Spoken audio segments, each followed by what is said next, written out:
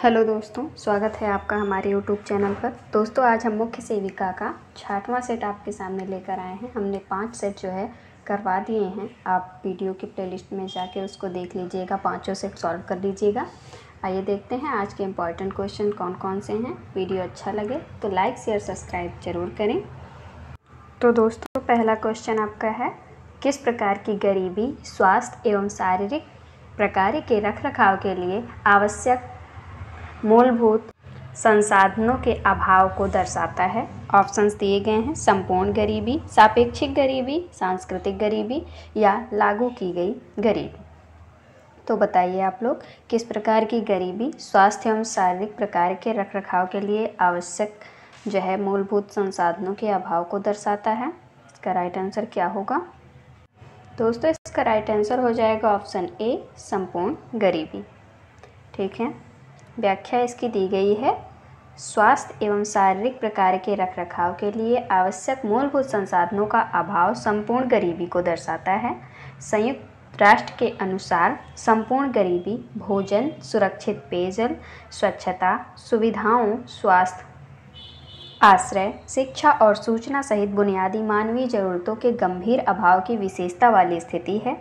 यह न केवल आय पर बल्कि सेवाओं तक पहुँच पर निर्भर करता है। ठीक है, अगला क्वेश्चन है आपका, निम्नलिखित में से कौन भारत में निर्धनता का कारण है? ऑप्शंस दिए गए हैं, प्राकृतिक संसाधनों की कमी, प्राकृतिक विपत्तियां, कृषि का पिछड़ापन या ये सभी। तो आपका राइट आंसर हो जाएगा ऑप्शन डी, ये सभी। जो है भारत में निर्धनता का कारण ये सभी हैं, प्राकृतिक संसाधनों की कमी, कृषि का पिछड़ापन होना और प्राकृतिक विपत्तियां। व्याख्या में भी आपका दिया गया है कि भारत में निर्धनता के निम्नलिखित कारण हैं। वो कारण कौन कौन से हैं जान लीजिए। प्राकृतिक संसाधनों की कमी है, प्राकृतिक विपत्तियां, कृषि का पिछड़ापन होना, जनाधिक्य, उच्च निरक्षरता और बेरोजगारी। ये आपके भारत में निर्धनता के कारण हो गए। बढ़ते हैं अगले क्वेश्चन की ओर। अगला क्वेश्चन है आपका, 2009 में सुरेश तेंदुलकर समिति ने इसे परिभाषित किया था। किसे?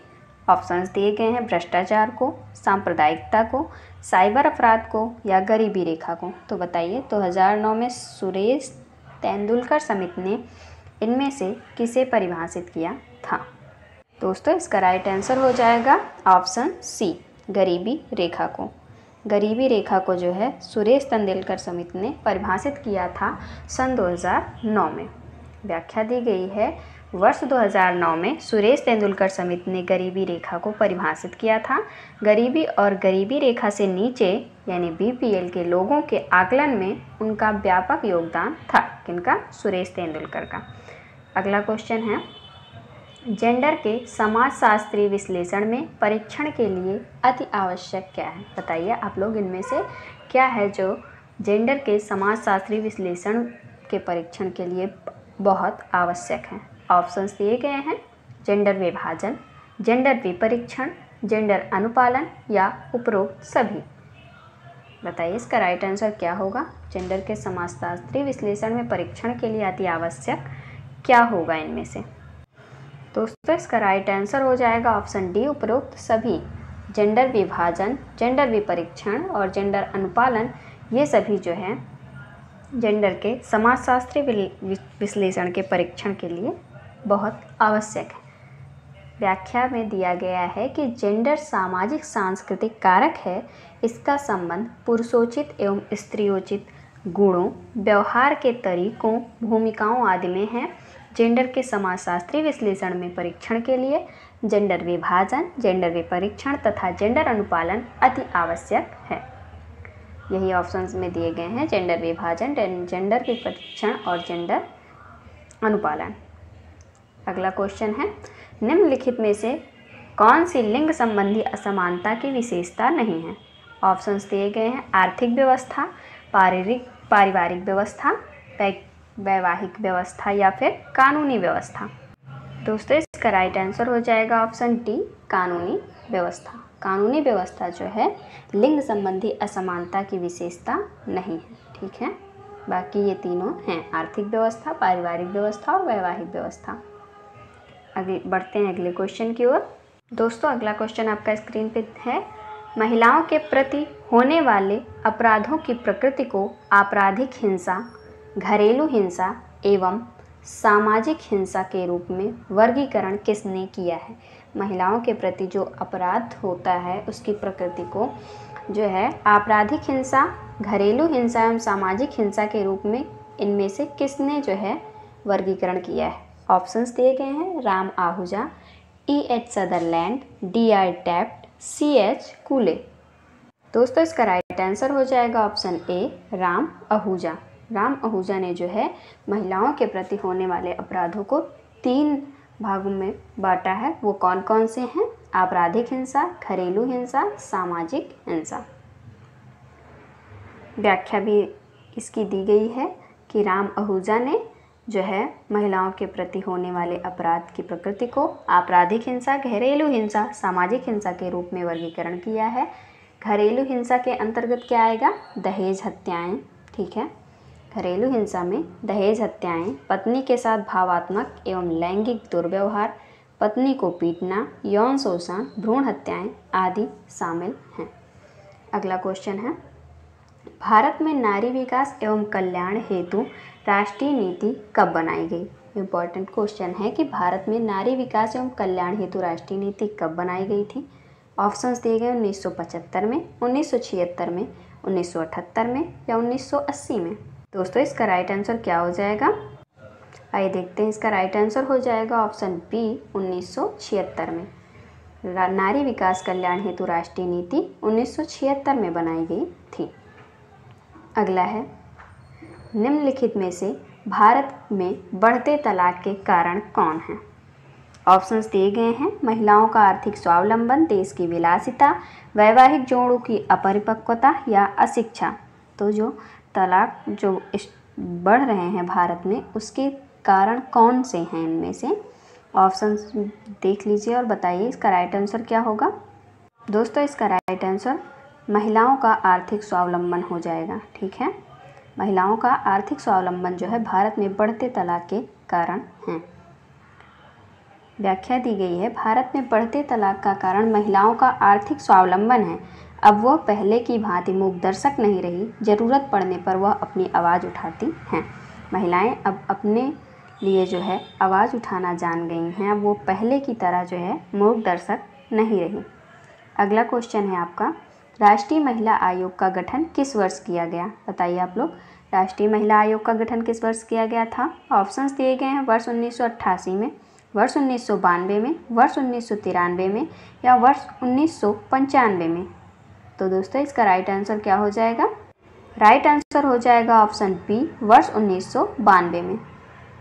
व्याख्या आइए देखते हैं क्या दी गई है। राष्ट्रीय महिला आयोग का गठन 31 जनवरी 1992 में राष्ट्रीय महिला आयोग अधिनियम 1990 के तहत किया गया था। किस अधिनियम के तहत? राष्ट्रीय महिला आयोग अधिनियम 1990। और कब किया गया था इसका गठन? 31 जनवरी 1992 में। अगला क्वेश्चन है आपका, कौन सा नारीवादी सिद्धांत यह तर्क देता है कि पितृसत्तात्मक व्यवस्था महिलाओं के उत्पीड़न का प्रमुख और सार्वभौमिक कारण है और पुरुषों को दी गई शक्ति समस्या का मूल कारण है? तो बताइए इनमें से कौन सा जो है नारीवाद सिद्धांत है जो यह तर्क दिया है? ऑप्शंस दिए गए हैं, सांस्कृतिक नारीवाद, उदारवादी नारीवाद, अतिवाद नारीवाद या फिर समाजवादी नारीवाद। दोस्तों इसका राइट आंसर हो जाएगा ऑप्शन सी, अतिवादी नारीवाद। ये जो है यह सिद्धांत कहता है कि पितृसत्तात्मक व्यवस्था महिलाओं के उत्पीड़न का प्रमुख और सार्वभौमिक कारण है और पुरुषों को दी गई शक्ति समस्या का मूल कारण है। ठीक है, अतिवादी नारीवाद। व्याख्या पढ़ लेते हैं, क्या दी गई है व्याख्या। जीवन के प्रत्येक क्षेत्र में पुरुषों के बराबर स्त्रियों के अधिकारों के समर्थन से उत्पन्न हुए सामाजिक आंदोलन को महिलावाद या नारीवाद का नाम दिया गया है। नारीवाद को मोटे रूप में 3 रूपों में व्याख्या की गई है। कौन कौन से? 3 रूपों में की गई है, उदारवादी, मार्क्सवादी और रेडिकल यानी अतिवादी। तो अतिवादी नारीवाद के अनुसार लिंग असमानता में न तो अज्ञान न तथा स्वतंत्रता के अभाव के कारण है और न ही पूंजीवाद के कारण है, अपितु यह तो पुरुषों द्वारा स्त्रियों पर प्रभुत्व, निरंतर नियंत्रण, शोषण के सामूहिक प्रयासों का प्रतिफल है। अतिवाद नारीवाद जो है का सिद्धांत ये कहता है कि यह जो है ना तो लिंग असमानता या अज्ञानता तथा स्वतंत्रता का अभाव है और न ही पूंजीवाद का कारण है, बल्कि यह पुरुषों द्वारा स्त्रियों पर प्रभुत्व और नियंत्रण तथा उनका शोषण के जो है सामूहिक प्रयास का प्रतिफल है। ठीक है। अगला क्वेश्चन है, कस्तूरबा गांधी बालिका विद्यालय योजना किस वर्ष प्रारंभ की गई? कस्तूरबा गांधी विद्यालय योजना किस वर्ष प्रारंभ की गई? ऑप्शंस दिए गए हैं 2005 में, 2003 में, 2004 में या 2006 में। बताइए आप लोग, इसका राइट आंसर क्या हो जाएगा? दोस्तों इसका राइट आंसर हो जाएगा ऑप्शन सी, 2004 में। 2004 में जो है कस्तूरबा गांधी बालिका विद्यालय योजना प्रारंभ की गई। आंसर देखिए, व्याख्या क्या की गई है, कस्तूरबा गांधी बालिका विद्यालय योजना वर्ष 2004 में प्रारंभ की गई। यह केंद्र सरकार द्वारा चलाई जाने वाली महत्वपूर्ण योजना है। ये बात याद रखिएगा कि यह किसके द्वारा, तो राज्य सरकार नहीं बल्कि केंद्र सरकार द्वारा चलाई जाने वाली योजना थी। इस योजना के तहत देश की पिछड़े वर्ग और गांव में निवास करने वाली अनुसूचित जाति, अनुसूचित जनजाति, अन्य पिछड़ा वर्ग, अल्पसंख्यक समुदायों और गरीबी रेखा से नीचे की लड़कियों को मुफ्त में शिक्षा दी जाती है। ठीक है। इस योजना में क्या हुआ था, पिछड़े वर्गों, गांव में निवास करने वाली अनुसूचित जाति और अनुसूचित जनजाति तथा अन्य पिछड़ा वर्ग, अल्पसंख्यक समुदाय और गरीबी रेखा के नीचे की लड़कियों को मुफ्त में शिक्षा दी जाती है। कस्तूरबा गांधी बालिका विद्यालय योजना के तहत, जो कि कब प्रारंभ की गई, 2004 में, और इसको किसने चलाया था, केंद्र सरकार ने। ठीक है। अगला क्वेश्चन है, महिला स्वयं सिद्धि योजना संबंधित है। महिला स्वयं सिद्धि योजना किससे संबंधित है? महिलाओं को मुक्त न्यायिक सहायता प्रदान करना, महिलाओं का सर्वांगीण विकास करना, महिलाओं का सामाजिक आर्थिक सशक्तिकरण करना या ग्रामीण महिलाओं में स्वास्थ्य के प्रति जागरूकता पैदा करना। बताइए इसका राइट आंसर क्या हो जाएगा? दोस्तों इसका राइट आंसर हो जाएगा ऑप्शन सी, महिलाओं का सामाजिक आर्थिक सशक्तिकरण करना। ठीक है। महिला स्वयं सिद्धि योजना के जो है महिलाओं के सामाजिक आर्थिक सशक्तिकरण से संबंधित है। व्याख्या दी गई है कि इंदिरा महिला योजना के नाम से इसे कब जो है प्रारंभ किया गया था, 20 अगस्त 1995 में 200 विकास खंडों में प्रारंभ किया गया। बाद में इस योजना का नाम क्या रखा गया था, स्वयं सिद्धि योजना। यह योजना महिलाओं के विकास एवं सशक्तिकरण हेतु एक समन्वित परियोजना है। याद रखिएगा, इस योजना का नाम स्वयं सिद्धि योजना बाद में कर दिया गया था। ठीक है। पढ़ते हैं अगले क्वेश्चन की ओर। अगला क्वेश्चन है आपका, जननी सुरक्षा योजना भारत सरकार की योजना है। ठीक है। जननी सुरक्षा योजना भारत सरकार की योजना है।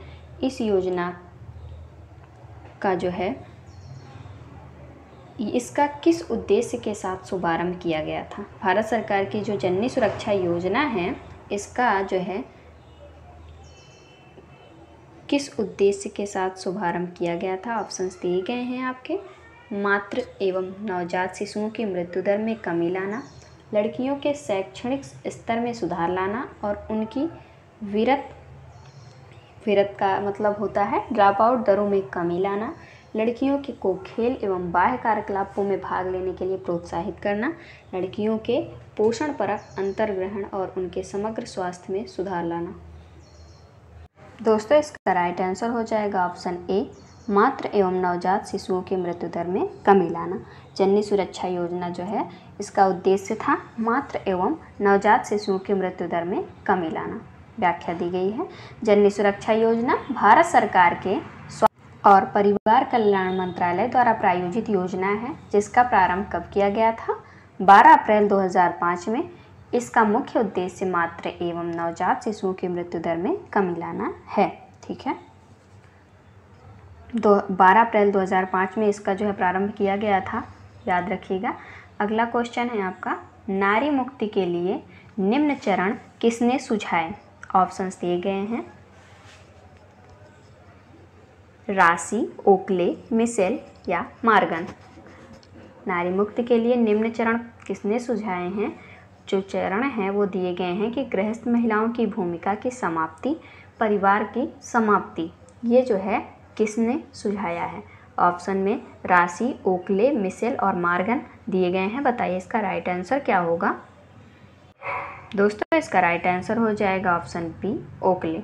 ओकले ने जो है ये चरण सुझाए हैं। ठीक है, आपका अगला प्रश्न है, निम्नलिखित में से कौन सुमेलित नहीं? देखिए, महिलाएं और संघर्ष किससे संबंधित हैं? संघमित्रा चौधरी से। महिलाएं और नातेदारी लीला दुबे से संबंधित है। लैंगिक असमानता और कानूनी फ्लेविया एग्नेस से संबंधित है। लिंग और भूमि अधिकार वंदना शिवा से संबंधित है।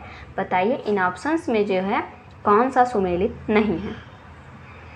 दोस्तों इसका राइट आंसर हो जाएगा आपका ऑप्शन डी, लिंग और भूमि अधिकार वंदना शिवा से संबंधित नहीं है। बाकी आपके सारे ऑप्शंस जो है सही हैं। महिलाएं और संघर्ष संघमित्रा चौधरी से संबंधित हैं।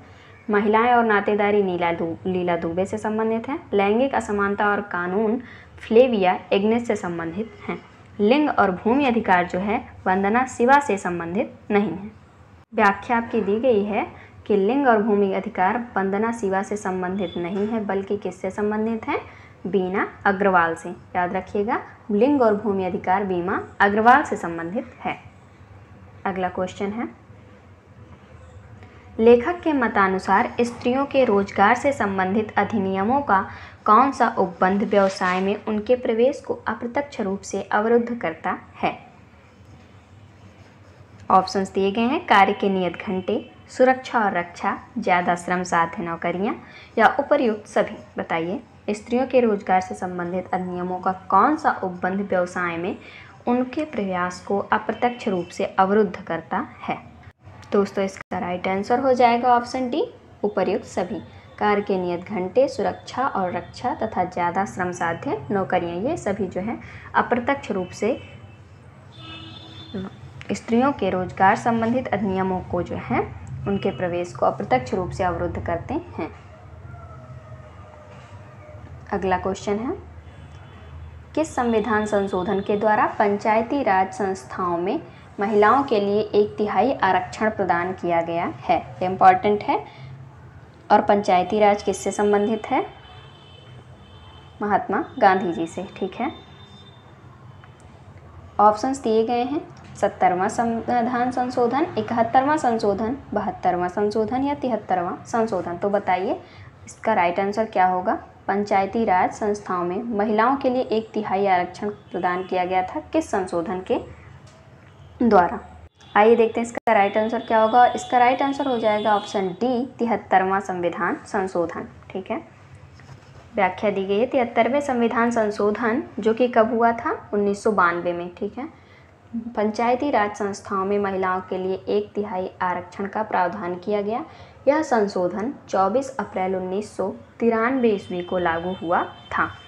कब से लागू हुआ था? 24 अप्रैल 1993 ईस्वी को। इसमें 1/3 आरक्षण के प्रावधान किए गए थे। अगला है, दहेज निरोध अधिनियम किस वर्ष पारित हुआ? ऑप्शंस दिए गए हैं, 1956 में, 1961 में, 1954 में या 1957 में। तो दोस्तों इसका राइट आंसर हो जाएगा ऑप्शन बी, 1961 में। दहेज निरोधक अधिनियम 1961 में पारित हुआ था। आइए देखते हैं दहेज निरोधक अधिनियम क्या था। व्याख्या में दिया गया है, दहेज निरोधक अधिनियम वर्ष 1961 में पारित हुआ। इस अधिनियम द्वारा दहेज लेना और देना दोनों को प्रतिबंधित किया गया था। इसमें ना दहेज ले सकते थे और न दहेज दिया जा सकता था। इन दोनों को जो है इस अधिनियम में प्रतिबंधित कर दिया गया। बाद में अधिनियम की कमियों को दूर कर दहेज रोक संशोधन कानून 1984 2 अक्टूबर 1985 को लागू कर दिया गया। ठीक है। और इस अधिनियम के तहत दहेज लेन एवं देन की क्रिया पर 5 वर्ष की कैद और 1500 रुपये का जुर्माना का प्रावधान है। यदि कोई ऐसा करता है तो उसे 5 वर्ष की कैद होगी और उसे 15,000 रुपये जुर्माना देना होगा, ठीक है। अगला है, राष्ट्रीय बाल अधिकार आयोग किस वर्ष में प्रचलित हुआ था? ऑप्शंस दिए गए हैं 1993 में, 2001 में, 2004 में या 2007 में। बताइए आप लोग, राष्ट्रीय बाल अधिकार आयोग जो है किस वर्ष प्रचलित हुआ? दोस्तों इसका राइट आंसर हो जाएगा ऑप्शन डी, 2007 में। राष्ट्रीय बाल अधिकार आयोग 2007 में प्रचलित हुआ। व्याख्या दी गई, राष्ट्रीय बाल अधिकार आयोग वर्ष 2007 में अपना काम करना शुरू किया। बाल अधिकारों के संरक्षण के लिए राष्ट्रीय आयोग भारतीय संवैधानिक निकाय संसद के द्वारा एक अधिनियम द्वारा स्थापित किया गया था, ठीक है।